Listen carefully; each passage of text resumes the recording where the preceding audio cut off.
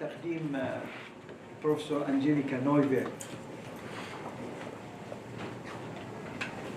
ليس على سبيل الثناء، وهي لا تحب الثناء ولا التعظيم. هي أكبر أستاذ حي للدراسات القرآنية في العالم. عندها حوالي 20 كتاب، بس منهم 11 كتاب في الدراسات القرآنية. أنا تعرفت عليها عام 1981 في ألمانيا. هو العام الذي صدر فيه أطروحتها للهابيليتاسيون. الألمان عندهم 2 PhDs. أول PhD مثل PhDs تاعنا، ثم عندهم بعد 5 سنوات شهادة تأهل للأستاذية. لا يستطيع واحد أن يتولى كرسي للدراسات في العلوم الإنسانية إلا إذا كان عنده هذان PhD يعني. فهذه هي PhD الثانية. حتى تعرفوا نوعية دراساتها، PhD الأولى يسموها ديسرتاسيون بالألمان، ديسرتيشن، عن لتعرفوا أنها هي دارسة كلاسيكية أصلا، الكلاسيكيات يعني يوناني ولاتيني ولغات ثانية، عن كتاب لمبتا من كتب أرسطو في الميتافيزيقا. في الميتافيزيك تاعت أرسطو في ترجمته العربية وشرح رجل اسمه عبد اللطيف البغدادي. يعني اشتغلت على هذا النص اليوناني القديم مترجما إلى العربية كما شرحه أحد الفلاسفة العرب عبد اللطيف البغدادي. مشهور عبد اللطيف البغدادي بأمور أخرى، كتب مذكراته لأنه كان طبيبا وليس فيلسوفا فقط. كتب عن الطاعون في مصر، حدث طاعون هائل في القرن الخامس أوائل السادس، وكتب مذكرات ترجمة شخصية لنفسه، وعمل في شرح كتب أرسطو قبل ابن رشد يعني بحوالي 100 عام. فكانت هذه أطروحتها الأولى عن دراسة في شرح عبد اللطيف البغدادي لميتافيزيقا أرسطو. وهذا عملها الثاني، السور المكية في القرآن، دراسات في تركيب السور المكية من المرحلة المتوسطة.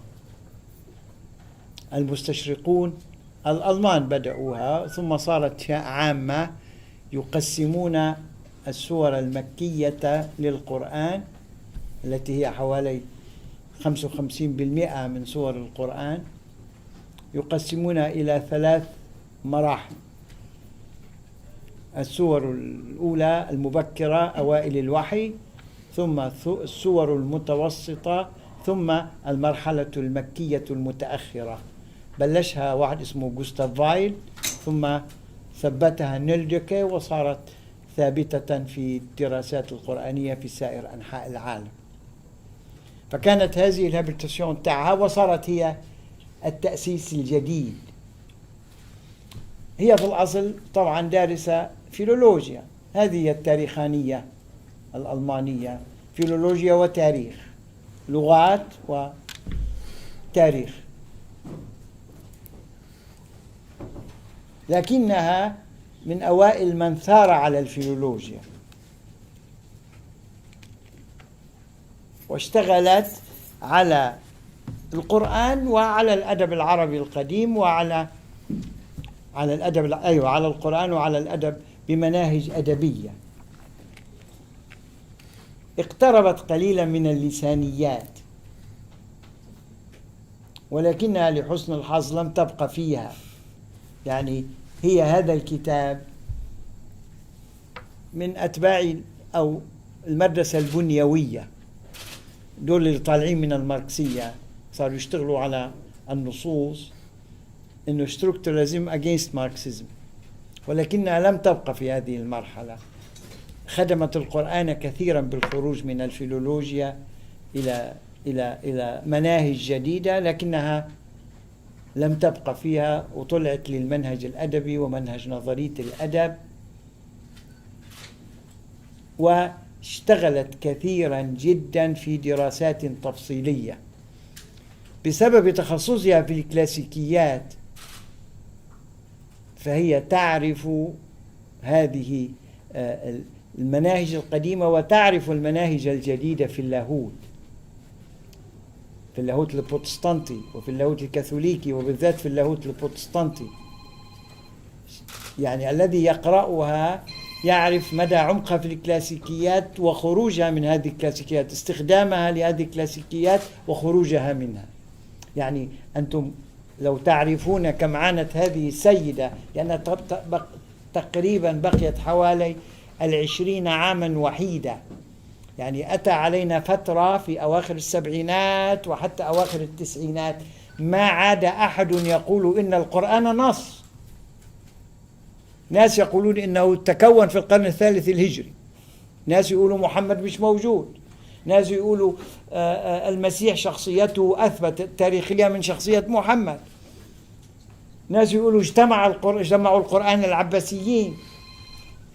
يعني ألغيت الفيلولوجيا، ألغت نفسها الفيلولوجيا هذه، واحتجوا بالثورات في العلوم الاجتماعية وعلوم نقد النص وما شابه، وظهر جيل كامل أسسه 3 أو 4 في إنجلترا وأمريكا، ثم صاروا عشرات أو مئات الدارسين إنه يعمل نفسه فيلسوف، يقول لك هذا الطبري كل أخباره مزورة، زورها أهل السنة بعد 200 سنة، قاموا طلعوا تاريخ أول للإسلام مش موجود أصلا. بس بدأوا بالقرآن، وبالقرآن أحد 3 مذاهب، إما أنه وجد بعد 300 سنة من موت محمد إذا كان محمد موجود، أو أنه ترجم عن السريانية. محمد بلش بترجمته وهو ورقة بن نوفل أو شخصيات أخرى، ترجم عن السريانية، أو أنه هو كما كان المستشرقون القدامى ويقولون أنه خليط من اليهوديات والمسيحية السريانية.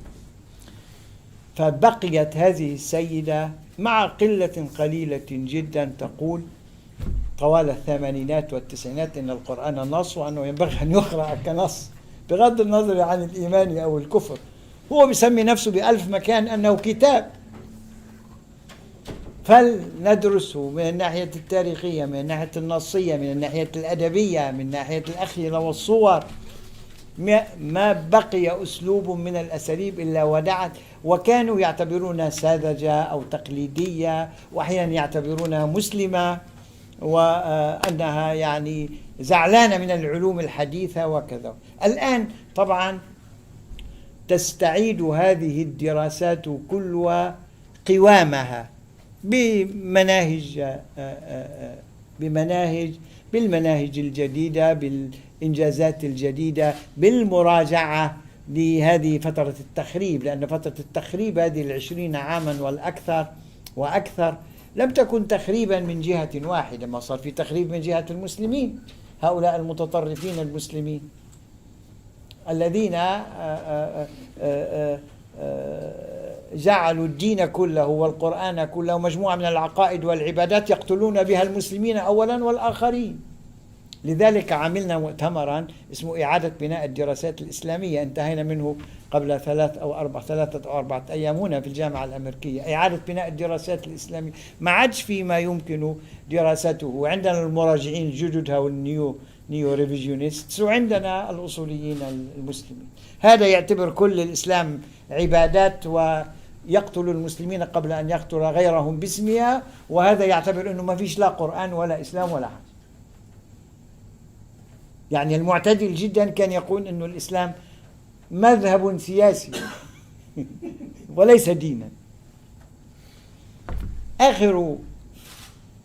لن أطيل، آخر إنتاج السيدة نويفرت هذه الكتب 3 حتى تشوفوا اهتماماتها في السنتين الأخيرتين.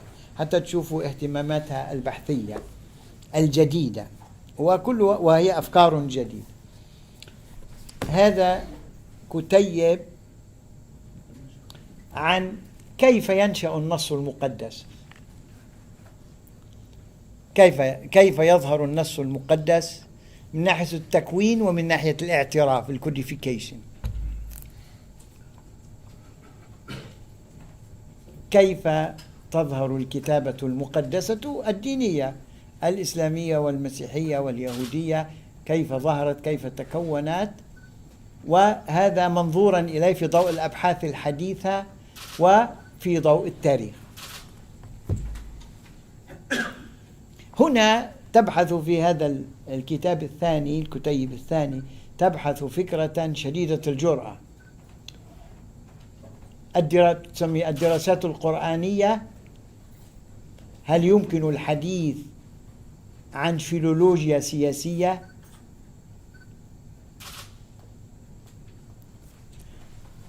الإنجيل والقرآن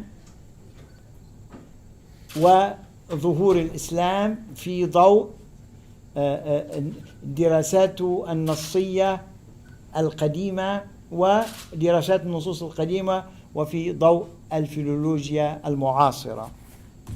إنما ذروة ما وصلت إليه في القراءات الجديدة للقرآن وبمناهج مختلفة هذا الكتاب الذي صدر قبل عدة أشهر فقط، اسمه سحرنة القرآن للعالم، القرآن وسحر العالم ونهايات السحر في التاريخ. Enchantement and Disenchantement.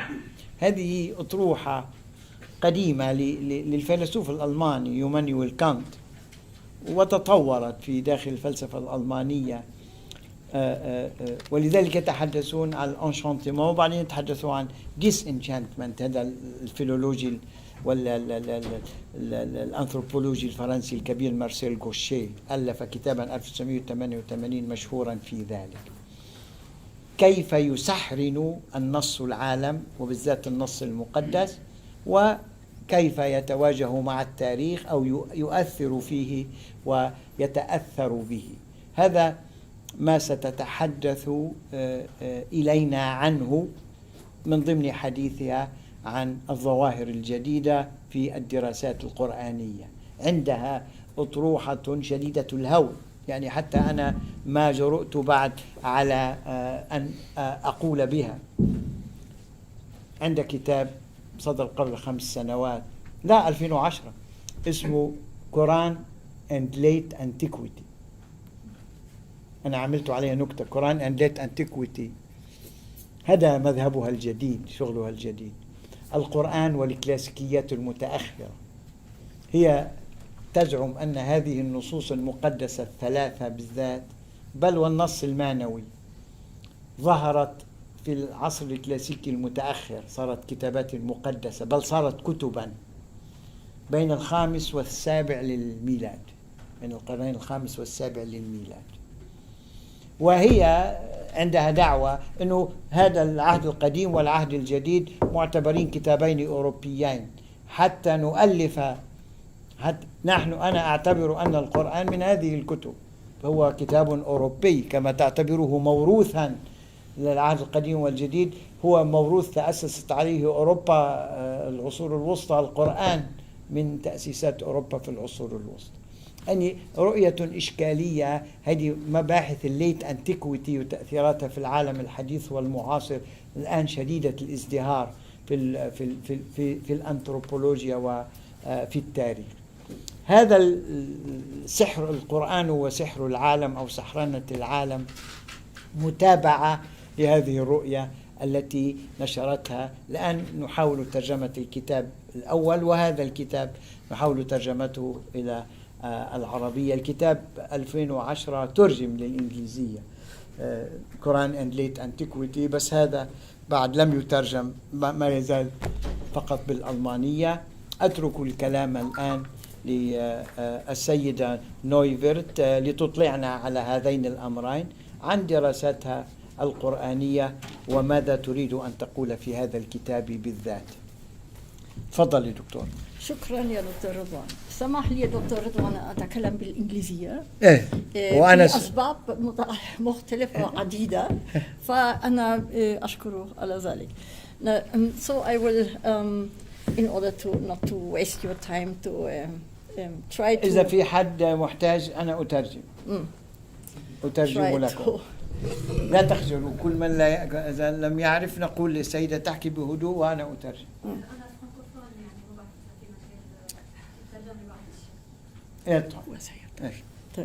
So my title is identical with the title of the book that Dr. Radwan just mentioned, The Quranic Enchantment of the World and Its Disenchantment Through History or in History. The two terms enchantment and disenchantment have been adopted from directly from Max Weber.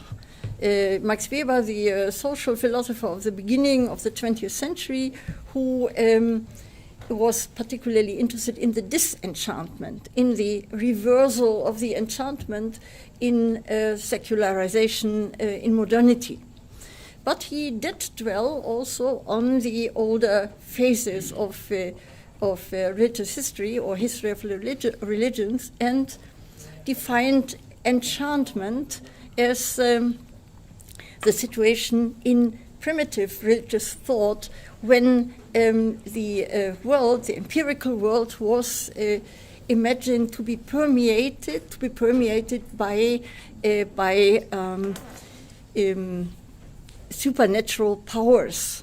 So the world wasn't in no way a mere empirical phenomenon, but was imprinted, informed by supernatural powers. Now, it is due to the biblical prophets to have brought. عم تسمعوا I don't know. ما في هذا مش ضابط هذا؟ تعرف؟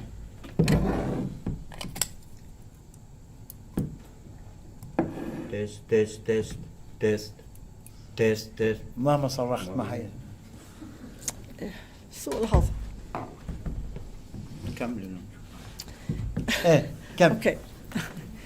So, who brought Weber ascribed the merit of having brought order into this somewhat chaotic, enchanted world of the primitive imagination by establishing a covenant between man and God, a divine covenant, and by establishing a kind of two-storied edifice, which is made up of the empirical world and the spiritual world, which overarches it and which also governs the empirical world.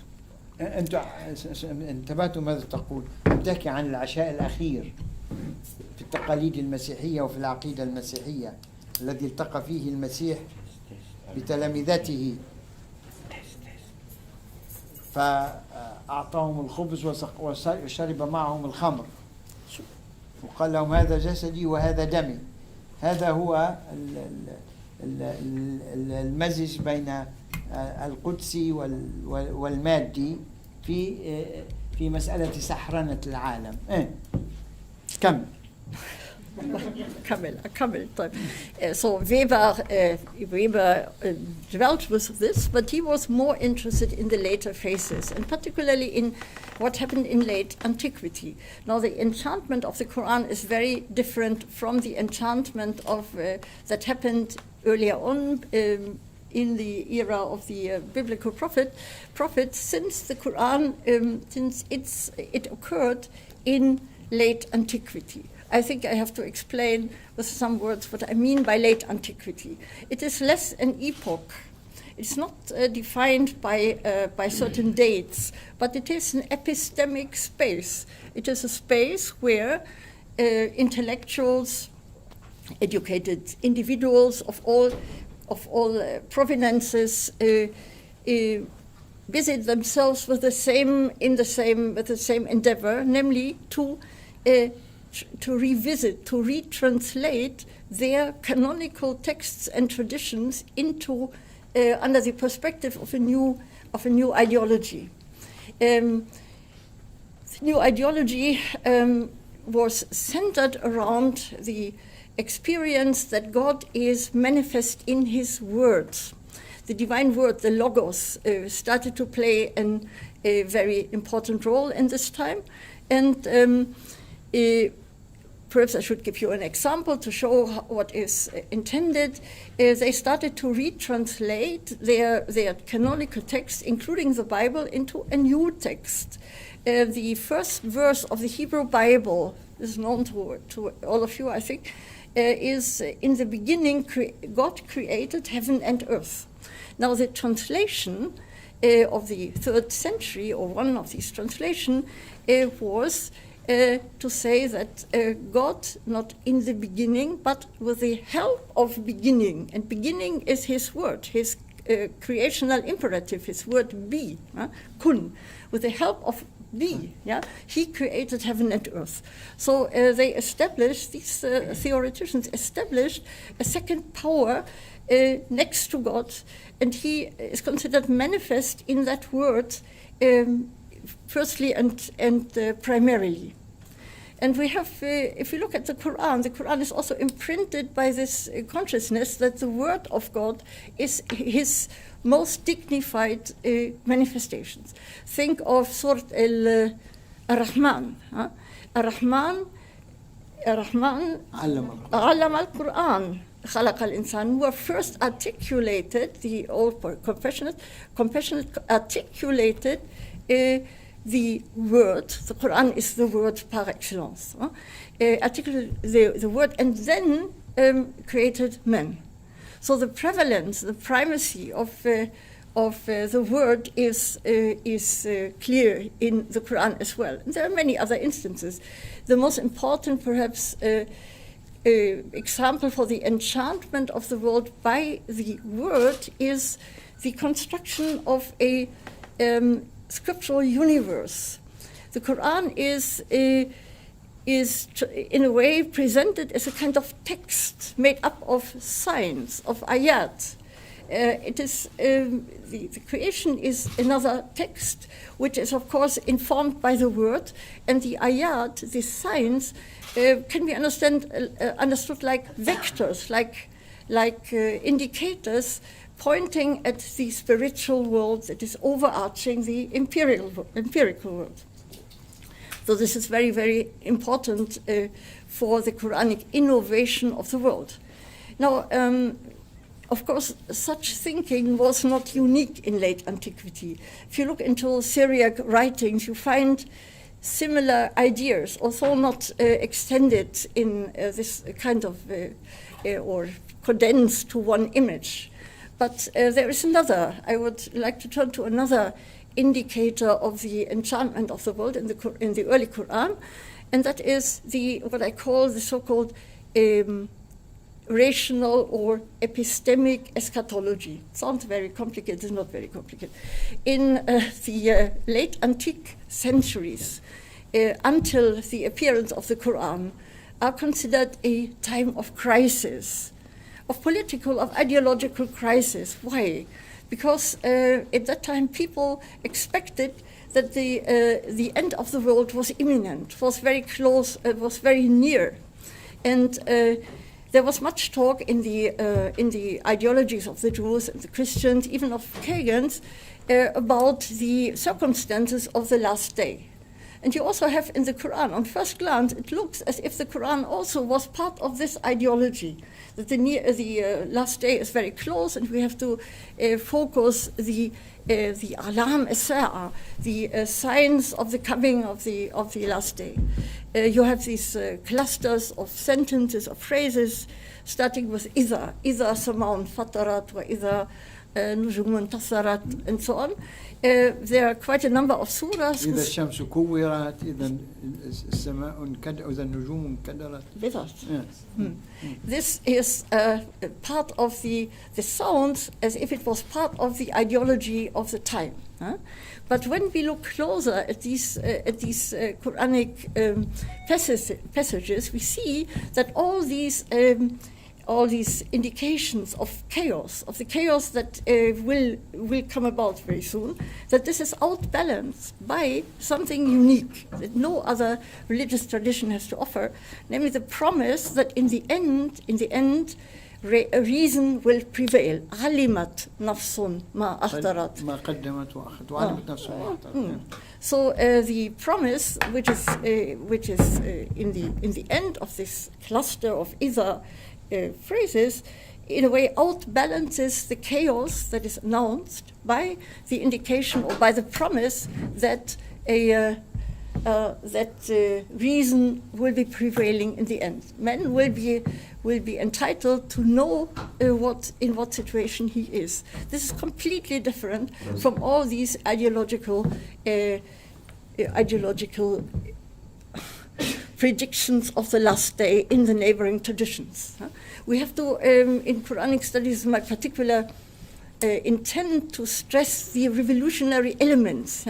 When, of course, the Quran has to offer a lot of ideas that we find in the Bible, find in the post-biblical literature, but there are some revolutionary ideas that we find that you don't find anywhere.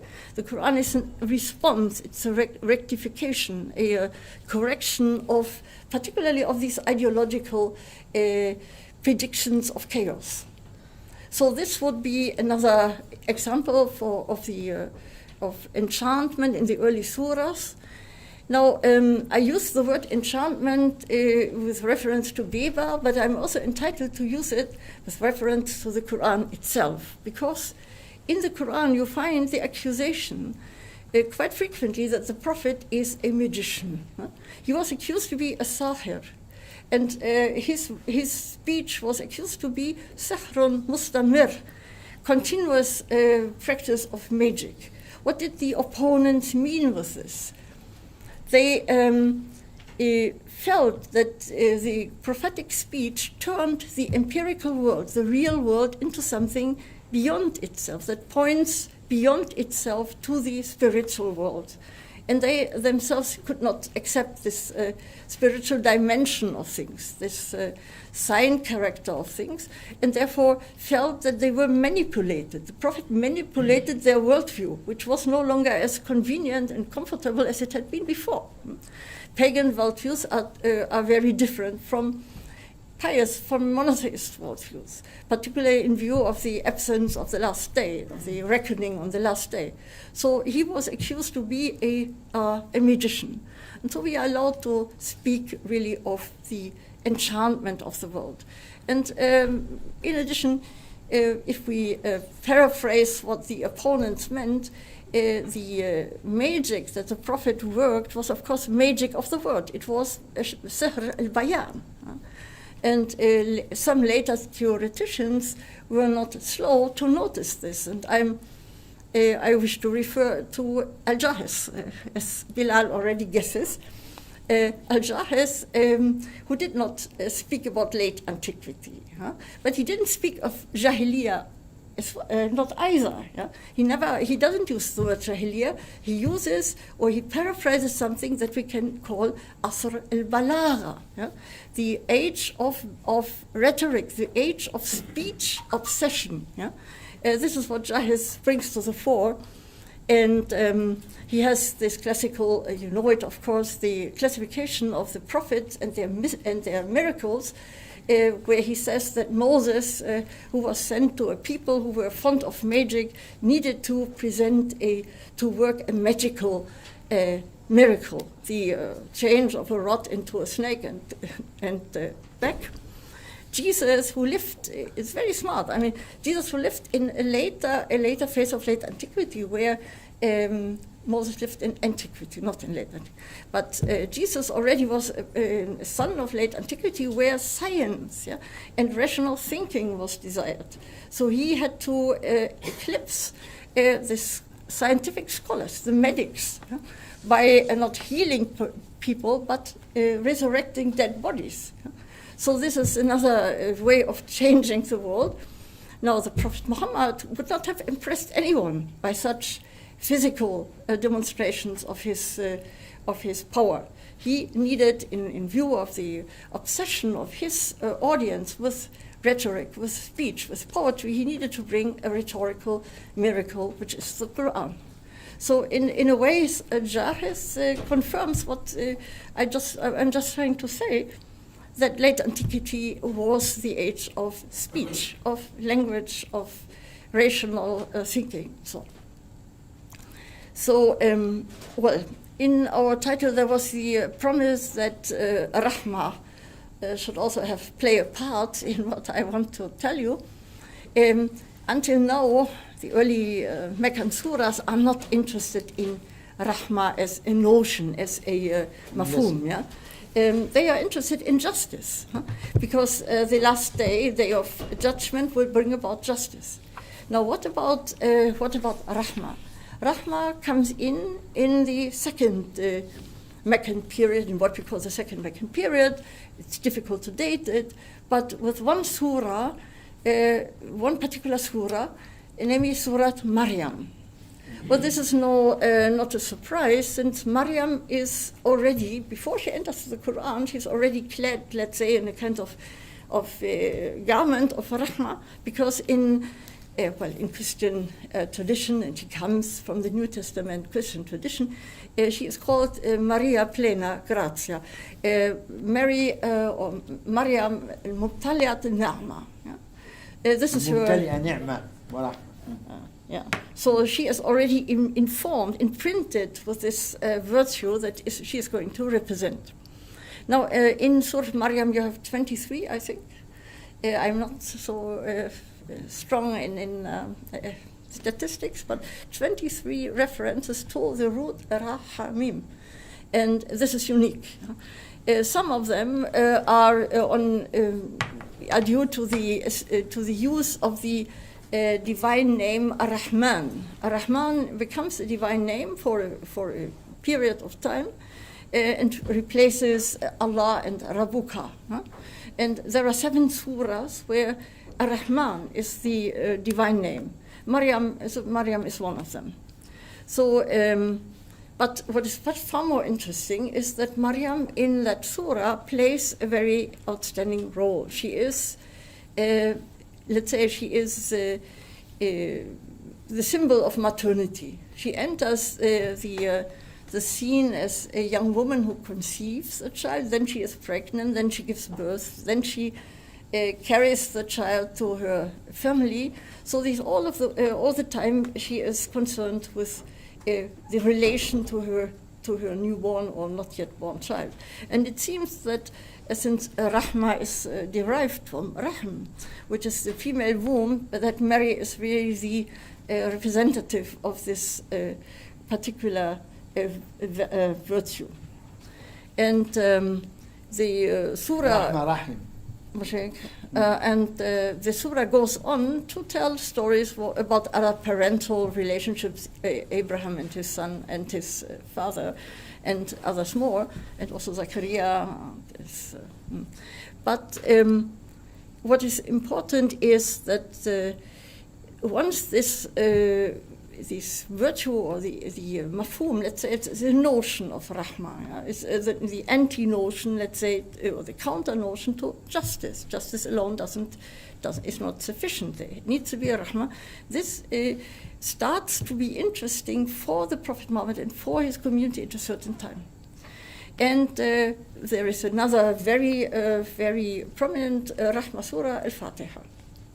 Al-Fatiha is perhaps the most important Rahma surah because it endowed the entire Quran with or let's say, informed the entire Quran with the notion of Rahma. Its first verse, the Basmala, becomes in a way, is the prelude to all the surahs. All the surahs are preluded prefaced, so to say, by the Basmala. And so Ar-Rahman and Rahma is omnipresent in the Quran from that time onward. Before, it seems to have been different. Now, scholars have looked at the Fatiha as a kind of counter, let's say, as a kind of match or a counter version to a very famous Christian prayer. the Fatiha is not only a surah, it's also the ubiquitous prayer in Islam. So it matches in a way something in Christianity called our Lord's Prayer, which starts, يعني أبانا أبانا الذي في السماوات يتقدس اسمك ليكن ملكوتك. نعم. Come on. So now they have wondered, of course, or they have missed, as usual. Scholars always complain to miss something. They missed this extremely intimate relationship between God and man as father and children in the Quran, and claim that there is nothing comparable in the Quran. Now, if you look closer at the Fatiha, I think there's nothing really missing.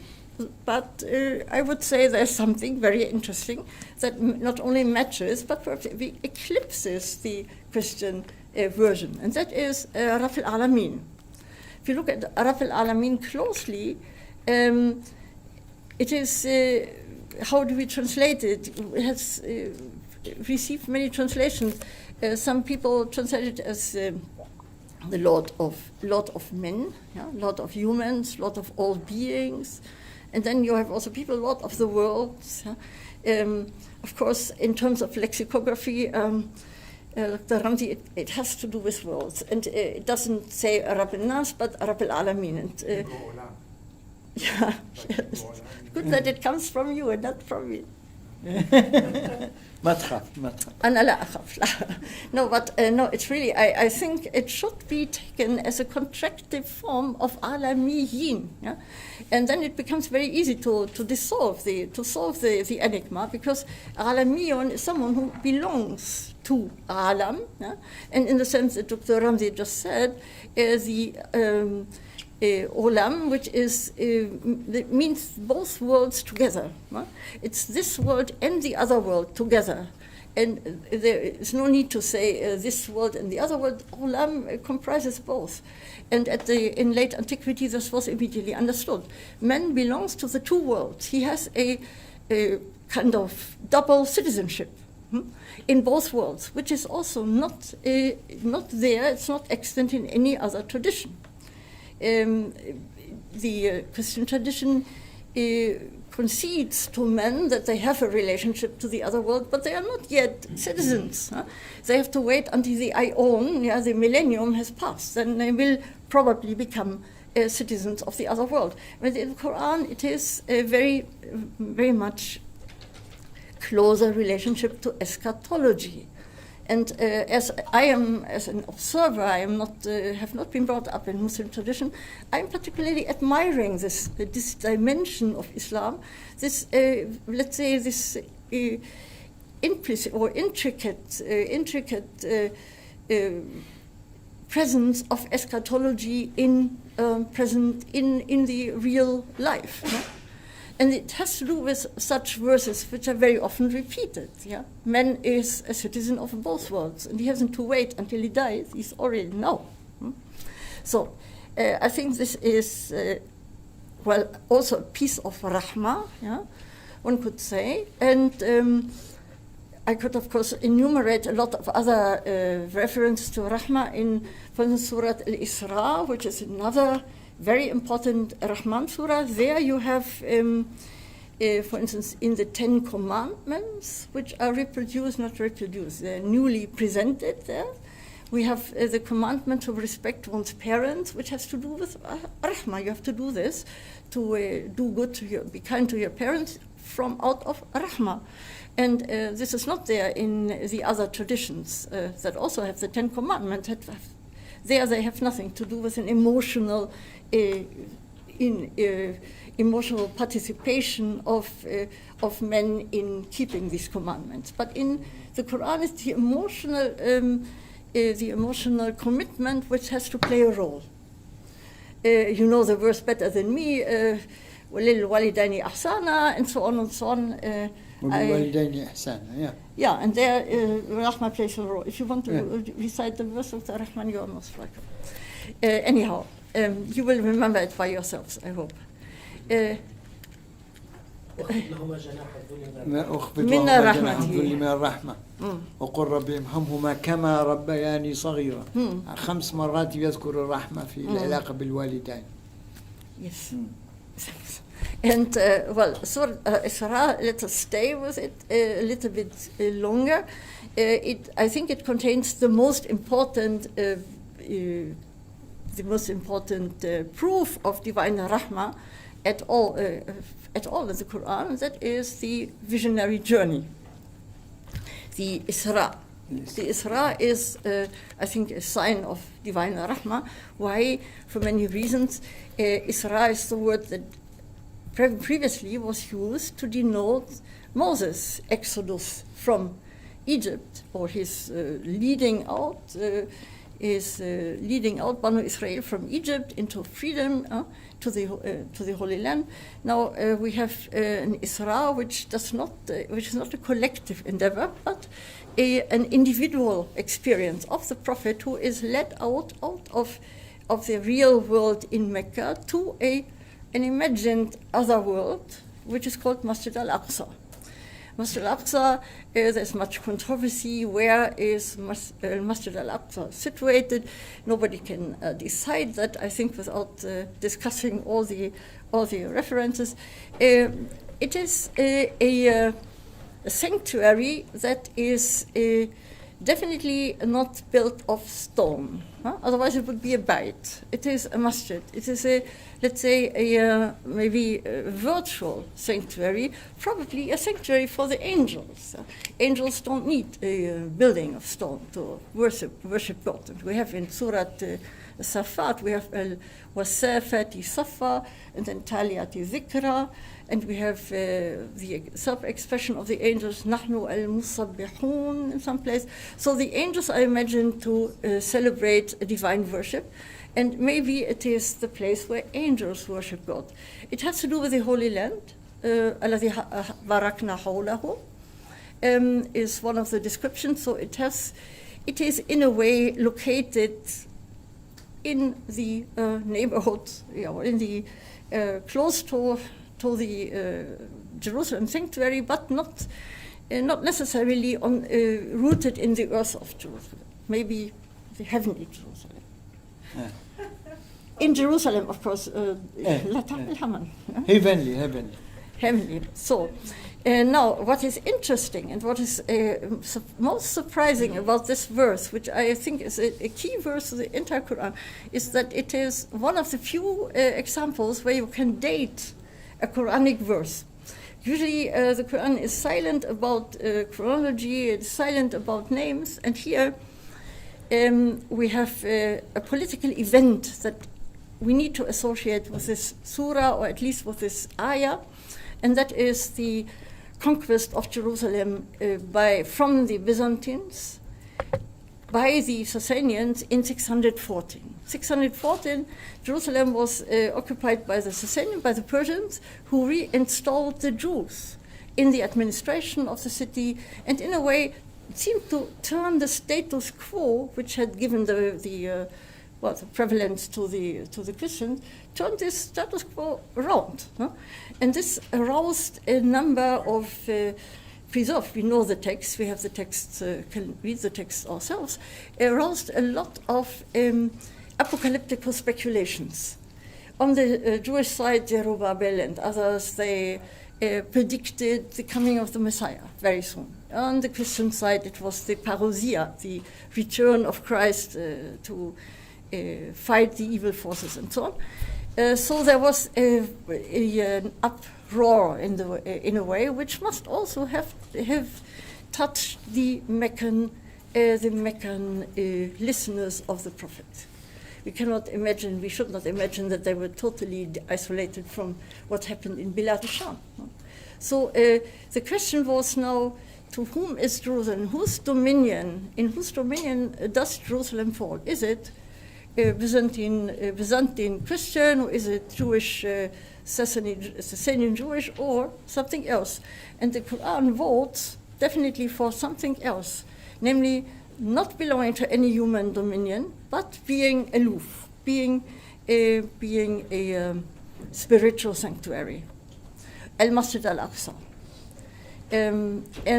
This is what became, or perhaps already was, we don't know exactly how to decide this question, the direction of prayer, the qibla of the community.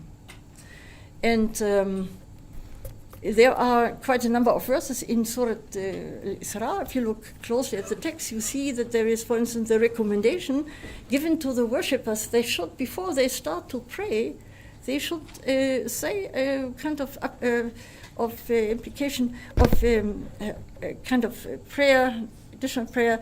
Give me to asking for a sound exit, مخرج sidr, and a sound return into it. أدخلنا مدخل أخرجنا مخرج أدخلنا مدخل صدق وأخرجنا مخرج صدق واجعل لنا من لدنك سلطانا نصيرا.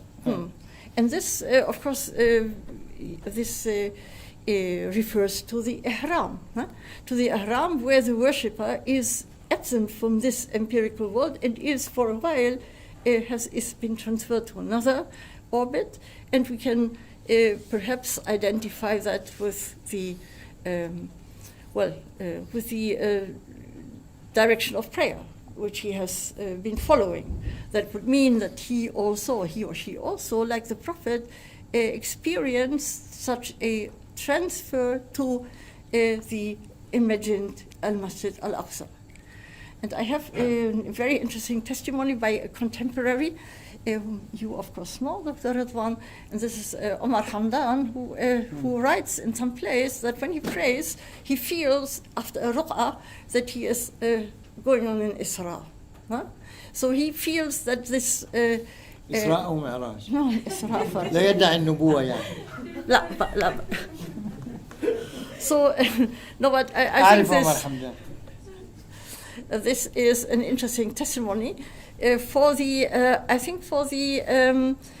correctness of the interpretation that this meant a new situation for the community. And in political terms, of course, one could say that community by this aligning themselves or itself to Al-Masjid Al-Aqsa, which in a way is Jerusalem, is of course on earth, geographically spoken, it is Jerusalem. And if even it was in heaven. By aligning itself to this sanctuary, they in the end eventually had gained a center. They had before been quite decentered in Al-Hijaz, where no religious center for monotheists was excellent. So they had gained an access to this center.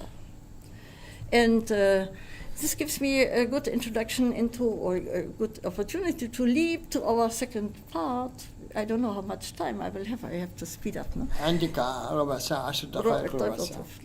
إذن we need to reach the disenchantment of the world. Until now, everything was about enchantment, of changing the world completely into a new spiritual realm. Now, the disenchantment has also new world view, new Weltanschauung. Definitely.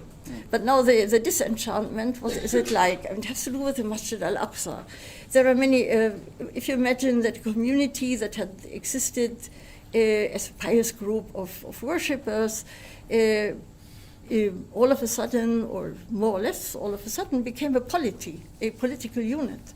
There is, of course, the necessity to organize the empirical world with innumerable regulations, and all these are in a way measures to earth the erstwhile spiritual Weltanschauung, to rationalize it and connect it to the empirical sphere. This had to happen. They had, in a way, in such a situation, they had to shift to a new relationship to reality. It was no longer the spiritual reality that was prevailing, but they needed to also to cope with the real challenges. And one of the first I think one of the first reform measures that were undertaken was the abolition of the Jerusalem Qibla. We cannot date the Medinan surahs exactly. The Medinan surahs are complex units, and it's difficult to decide when exactly a verse was revealed. But this seems to have occurred quite early, in the time when there was still a verbal exchange with the Jewish groups in Medina.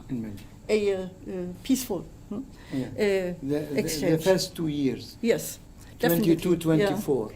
Yeah.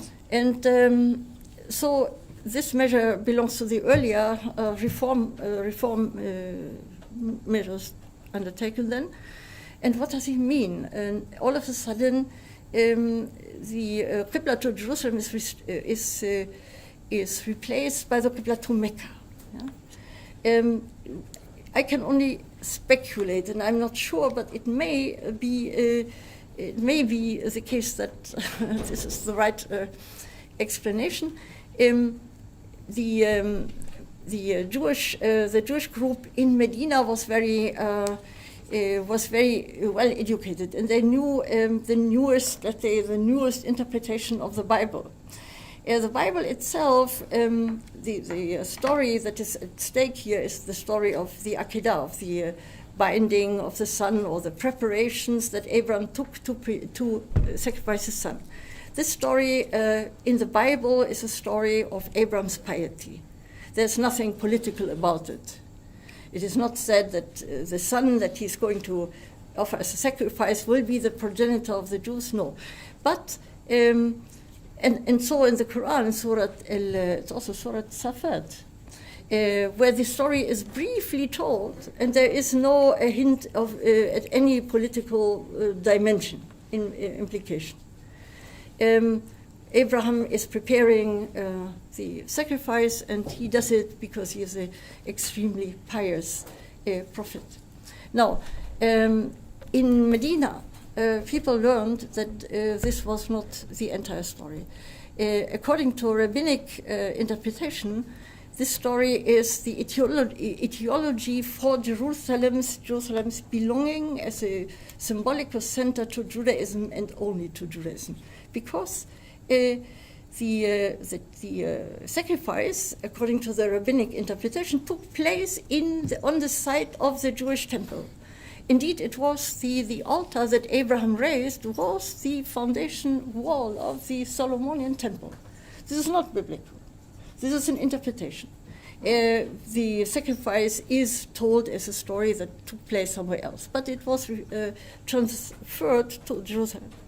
Now, it is also very national. It has a very national, let's say, genealogical dimension, because the son who was sacrificed was the progenitor of the Jews alone. I mean, it's not Abraham alone, it's Isaac, who has nothing to do with the Arabs. So there was, to highlight Isaac also meant to make it over clear that here only the Jewish people was at stake. Now, of course, in such, and the Jews were directing themselves, orienting themselves to Jerusalem in their prayer. So it's difficult to imagine that one shares such a prayer direction if this is laden with nationalist or national and genealogical implications. And therefore, I think, it was necessary to rethink this Qibla. And what came about was a renunciation of the Qibla. This can, of course, be taken as a kind of concession. I would rather say it was a declaration of independence, because with this changing to a new center in one's own homeland, and based on one's own traditions, the community became a real independent new religious entity. What did they need to do this to fill the Meccan tradition with national and political significance? the story was rewritten, let's say. The story was, it happens very often in the Quran, happens in all religions, nothing special. The story had to be rethought. The Meccan story was extended by a long verse, which needs to be a secondary extension, which says the following story happened when the son that Abraham had been praying for such a long time, and in the end he was born, when he reached the age where he, together with his father, could perform the sa'i, could take part in the Hajj. Abraham was, in the Quran, is the founder of Al-Hajj. So the story is now chronologically located into a time where, into the Hajj period, yeah? And the son is old enough to partake in the Hajj, and so the entire sacrifice story becomes, in a way, the foundation story of Mecca, yeah? Because where else could this have taken place? Must have taken place in the vicinity of Mecca. So it becomes the foundation story, the etiology of the sanctity of the Meccan sanctuary. And this, I think, affirms that there is a close relation between the claim of the Jews to Jerusalem and the renunciation of the Masjid al-Aqsa as the destination of the prayer by the new community, which is not a concession. In my view, it is the independence. Because from then on, they were really had their own center, were no longer dependent on other centers. Well, this is a disenchantment, of course, because what they now held, what the community now had in their hands or had at their disposal, was no longer a masjid, or not so much a masjid than a bait. No? The Kaaba is called a bait al-Haram. It's also a masjid al-Haram, but it is really it is intended as a temple, as a bait. And it is no longer in heaven, but on earth. And the disenchantment means to drag things out down from the heavenly, from the transcendent sphere into the empirical sphere. Now, I think this event is a prominent example for the disenchantment. I don't understand. Let me close. My time is over. No, you have to speak 5 minutes about this Quran antiquity, Okay. about Quran as a European book. Okay, but let me first say that I do not understand disenchantment as disappointment. Yeah? I don't think that we need to look at the disenchantment of the rationalization of belief, yeah, which earlier on was very much concentrated on the upper level, which now embraces or encompasses the empirical world. I don't think that we have to take this as a kind of disappointing. Many scholars have condescendingly and disdainingly commented on that, that this was a kind of giving up. But this, I think, is the wrong approach. I find this a very interesting dynamic process that led to the states that we have. And in the end, I don't think that the Masjid al-Aqsa was completely given up. The Masjid al-Aqsa is no longer mentioned as such, but I think that the imagination that there is a sanctuary in heaven has survived. Yeah? Also, there is on earth a bait. There's also a sanctuary in heaven. And one of the most, I think, the most important verses of the Quran, at least it's the verse which has been quoted 3 times in the Dome of the Rock, which is Surah Muhammad 56. In Allah wal Malaika, God and the إن الله وملائكته يصلون على النبي يا أيها الذين آمنوا صلوا عليه وسلموا تسليما. This verse, in my view, presupposes a heavenly sanctuary where there are individuals who pray. These are the angels and God Himself, And of course, they are not to be thought in a bite, but they are in a sanctuary, maybe al-Masjid al-Aqsa. And the affirmation of the rulership of the Prophet is due to such a prayer in al-Masjid al-Aqsa. This is what I find is one guideline that could be followed to make kind of political sense of the Quran. And how you want to make the Quran a European book? Well, since the Europeans, or let's say the European historians, have long been monopolizing late antiquity. Late antiquity, of course, presupposes that there is antiquity in bold writing, antiquity, the golden age of European culture. This is thanks, of course, to the Renaissance movement, where antiquity was proclaimed to be the birthplace of the birth situation of European culture. This is, of course, a construct. I would claim this is the birthplace of Islam. But European historians usually take it for granted that this is their own heritage. And if you have visited European capitals, you will always find temple-like buildings that are museums containing antique artifacts. Because antiquity is celebrated as their let's say, their own time of national childhood, if you wish. I would say this. Their identity. Their identity. Now, I would say that since antiquity was staged, all that was achieved in late antiquity of writings by the rabbis, by the church father, by pagan philosophers, all this took place where? Not in Europe, mostly in the southern Mediterranean, some of it in the northern Mediterranean. But it's not it's not very convincing to claim that this is the exclusive heritage of Europe. It's the heritage of the entire primarily the Mediterranean world. Yeah.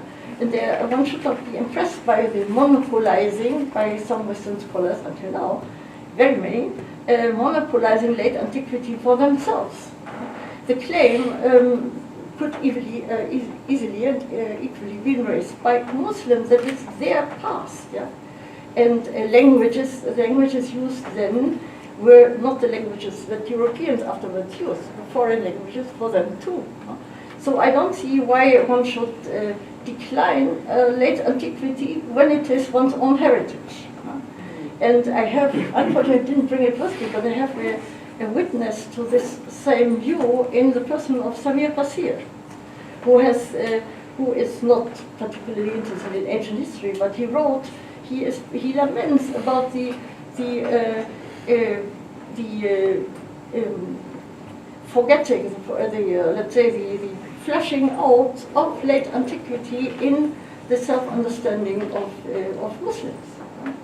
Because he claims that Jahiliyyah has unjustifiably taken the place of late antiquity. The pre-Islamic culture is not only Jahiliyyah. There is, of course, this Bedouin pre-Islamic culture, but the more comprehensive surrounding world was not Bedouin, but was civilized or urbanized Bilad al-Sham, mostly Bilad al-Sham civilization. So this is European, but this is also Islamic. Europeans need to look at that closer and not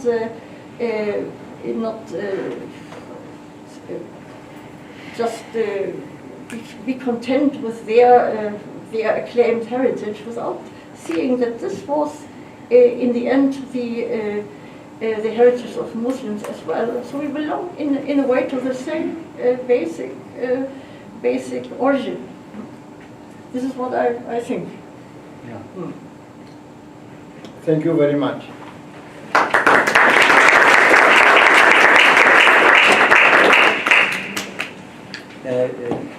I didn't understand that. The last thing which you were talking about. So, in other words, you are saying that the civilization of Bilad al-Sham and Fertile Crescent and how we went through Africa. This is the antiquity of Islam. This is pre-Islam. It's not the Jahiliyyah. It is that is the old لا prehistoric Islam.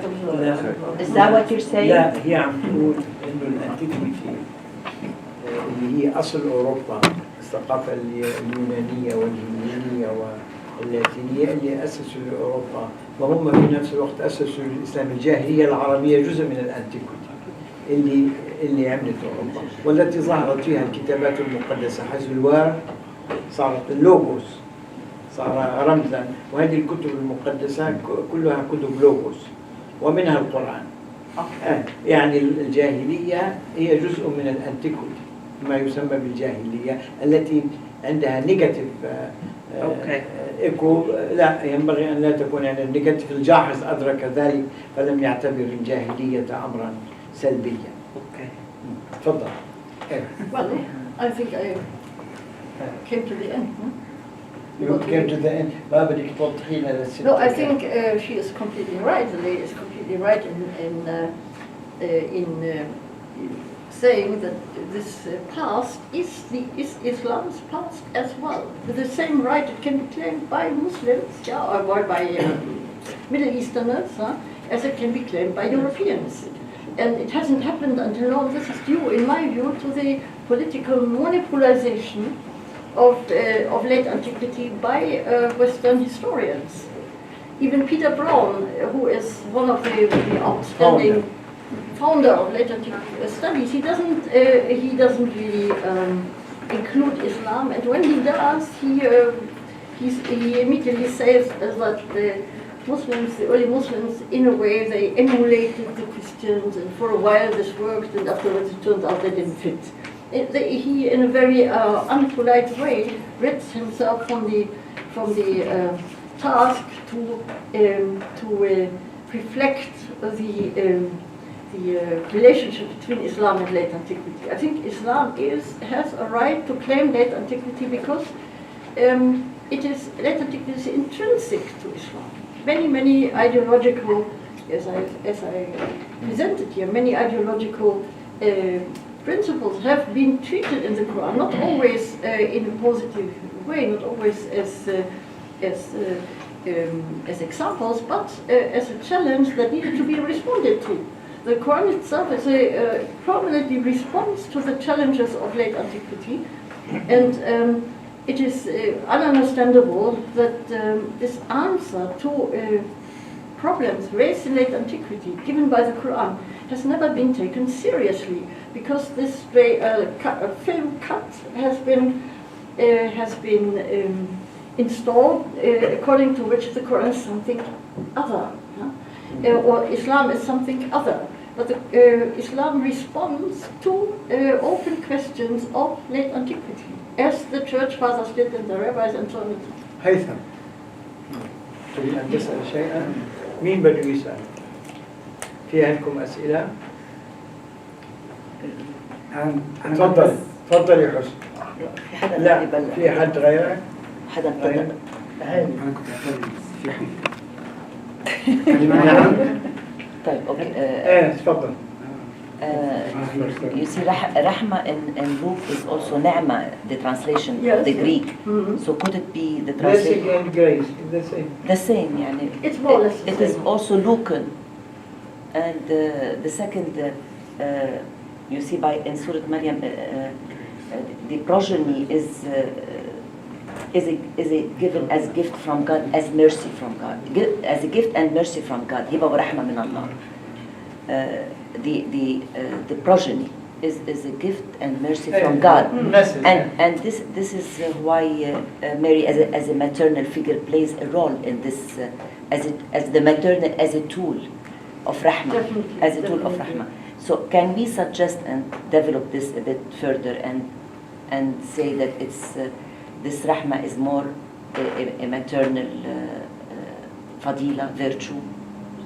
Well, it's definitely The fact that Abrahamic is very patriarchal. Yeah. Well, I don't think that in that surah so that there's any tanaqud, any contradiction between the paternal and the maternal relationship. But definitely, I think that that Rahma even replaced Ni'ma perhaps by reasons for stylistic reasons, because the entire aim of the surah is to establish Rahma. So where in the places where other traditions have Ni'ma, it was shifted to Rahma, which is not very dissimilar from it. And of course, I mean, it's inseparable from maternity and from femininity also. It was taken later in Surah Al-Imran as the house of Imran and house of Abraham, putting in juxtaposition. Yeah, yes. there it always be in Medina. Everything is a little bit political, or much. تفضل. كان عبد الله العلي بيقول انه هذا الدين هو دين مرحمه مش بس رحمه، على وزن مفعله لانه فيها معنى القوه اكثر، انه مكان ابتداع الرحمه. بيقول هذا دينه اكثر من مره سمعته عم بيقول لي عبد الله العلي دينه مرحمه. وبعدين ممكن كثير بهذا التحليل انه المرحمه هي تكون ايكوال للحب، يعني في يكون دين محبه، الرحمه هي السينونيم لحب يمكن عند المسيحيين، هذا ما عم نعمل دراسات مقارنه بين الدينين. وفي الرحمه والرحم والرحيميم اللي هي كمان نفس الجذر العبري القديم، انه لما حكينا عن الرحم اللي هو في كمان خلاف باللغه العربيه هل هو مذكر او مؤنث. القدماء بفضلوا يذكروه والحديثين بفضلوا يقولوا الرحم مؤنث، بس عند القدماء بيقولوا هذا الرحم مذكر، وبيقولوا رحيميم هي نفس الكلمه اللي بيبدا فيها كمان سور من العهد القديم. ففي كثير هون تقارب بين المسيحيه والاسلام بروفيسور بعلمك كيف بيعمل ملاحظه لغويه. اتفضل بروفيسور. بدي اسال سؤال بس فعلا في ملاحظه لان عباره رحم الابوه قد استعملت. صحيح. قطع رحم الابوه. completely lost its original sense. No, my question was, do you have any answer to whether, do you know when the word Rahman came to denote Allah for the first time? In which period did this come? And do you think there are other epithets which might replace also, like Al-Qadir? Well, we all know that Rahman was extant. No? This is, there are some divine names that have been extant, perhaps in South Arabia. Not perhaps, definitely in South Arabia. And as Christian Robin has shown, there are quite a number of names also of the pagan goddesses, no? That go back to South Arabian origin. So there was, of course, it was not only Bilad Sham, the second homeland of the community, but also South Arabia. And why this name and when exactly? I mean, we cannot date Surah Maryam, but before Surah Maryam, the epithet is not used. And afterwards, after Surah Al-Isra, also, I mean, Rabbuka and Allah become frequent and current again. But the name is and then there's even the verse where it says, name him as you like. Lahu al-asma al-husna. The Quran has a very let's say, liberal relation to names, whereas in other religions the use of name, the articulation of God's name is already haram. We have in the Sabbaic inscriptions from the 5th century, 5 or 6 times in the inscriptions comes Ar-Rahman, and they said the people who are writing that they were Jews, but when the Quran mentioned Ar-Rahman in Medina, the Jews were not pleased. They are not. It is not our God. It is not monotheistic what you are saying. God is just and is not blessing.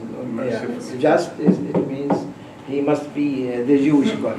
They were not pleased with the word Ar-Rahman, as if they don't know. Perhaps they came from Palestine, the Jews of Arabia, and not from southern Arabia. Yani they have different traditions. Anyhow, they were not pleased.